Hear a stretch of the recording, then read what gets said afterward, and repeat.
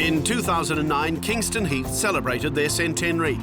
In March 2010, there was even more cause for celebration. The Australian Golf Digest magazine named Kingston Heath as the #1 Australian course. To celebrate the centenary, the club commissioned an artist to paint the club's history. Entitled One Day on the Green, it brought together for one imaginary day the many achievers. Okay, our first group is represented by our forefathers who are up in the sky looking down on what's been created over the first 100 years at Kingston Heath, and amongst the people that are gathered here on this important one-off occasion is players from our pennant eras, some of our great golfers, Tom Crowe and Mick Ryan, former committee members from days gone by.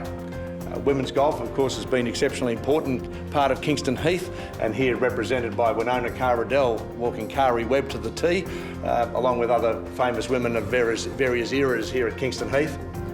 Centrepiece, of course, is golf and the golf course itself, and here we have front and centre is Dr. Alistair Mackenzie, who's flanked, as we look at it, on the left here by Graham Grant, who was course superintendent here for 14 years. And to the other side of Dr. Alistair Mackenzie, we have Morecambe, who was the constructor, and Suter, of course, who was the architect. Let's move through the painting for various members of staff, including long-term managers of the club, Paul Rack for 14 years, and Marchant Penfold, Penny as he was known, cigarette in hand, who was here for 36 years. Another Morecambe who was amongst the three brothers that were here at Kingston Heath. And on the tee we have the unusual sight. We have Kari, of course, about to join 7 men who are in all the 8 winners of Australian Opens here at Kingston Heath. So we have Aaron Badley, Frank Phillips, Greg Norman.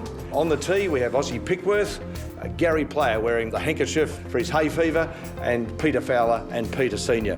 And for us, one day on the green encapsulates everything that's Kingston Heath in the first 100 years of its life. Kingston Heath is blessed with typical sandbelt features, which produce magnificent natural bunkers and firm, fast greens. When it first opened, it was 6,812 yards. Par 82 is one of the longest and toughest golf courses in Australia. So Suter certainly fitted the brief, and he was ably assisted by Dr. Alistair Mackenzie, who visited the club, designed the 15th hole, our signature par 3, and also assisted Suter with the design of many bunkers around the course. Last year, the club hosted Tiger Woods in what would prove to be a rather controversial visit down under. But over 100,000 patrons enjoyed watching the world #1 take out the Australian Masters, and the club has been dining out on it ever since. It's certainly the biggest thing the club's done to see over 100,000 people come across the golf course, to see 8,000-10,000 people come to a practice round. Nothing in Australia has been like that before. I mean, from the golf club, we've all been going through this global financial crisis, and perhaps for Kingston Heath, people often ask, what effect has that had on the club? And to be honest, we don't know. The Masters has masked any effects that may have had on us. Our club's waiting list has gone from around about 18 months to over 5 years in 7 short months. Our corporate bookings have been booked out till around June next year, and international travel has just gone through the roof, and the number of people that are visiting Melbourne and visiting the Sandbelt is just amazing. Melbourne was absolutely abuzz with golf. Golf featured on the front page and the back page of the national newspapers here in Australia, which, interestingly enough, the following weekend you couldn't find that 4-letter word in the Melbourne Sun on the Saturday. So what did Tiger find when he took up the challenge of Kingston Heath? Justin Burridge is the head pro, and he takes us on a guided tour of Australia's #1. The feature of the Sandbelt, not just Kingston Heath itself, but the Sandbelt area is the soil that it's built upon, which allows for these magnificent bunkers that you see behind us here. But for Kingston Heath itself, quite a small piece of land for such a brilliant golf course to be built upon. The opening holes at Kingston Heath are a sign of what's to come. Dr. Alistair Mackenzie's influence at Kingston Heath is instantly recognisable through his trademark bunkering. It's also clear that Kingston Heath is a thinking man's course.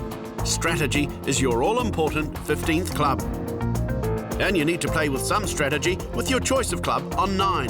Number 9's a 330-metre par 4 with a slight dogleg to the left, but it's a blind tee shot.